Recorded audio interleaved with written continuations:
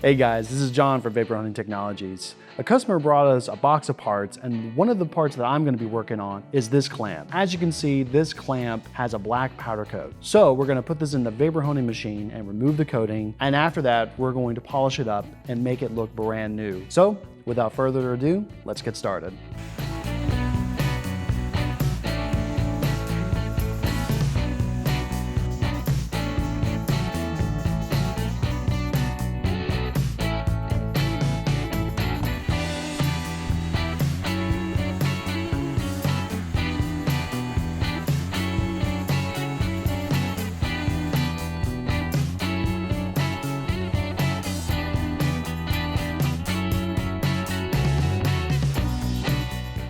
So with this clamp, we did a dual process. First thing we did, we used an aluminum oxide to strip down the paint. After that, we used glass bead to polish it up. As you can see, the threads were not damaged. They were effectively cleaned by the aluminum oxide and glass bead with the addition of water. So this process will not damage nor harm your components or parts. I also want to make note that Vapor Hunting Technologies is a surface finishing solution company. So if you have any questions about wet blasting, sandblasting, or parts washing, you can call us at 828-202-5563.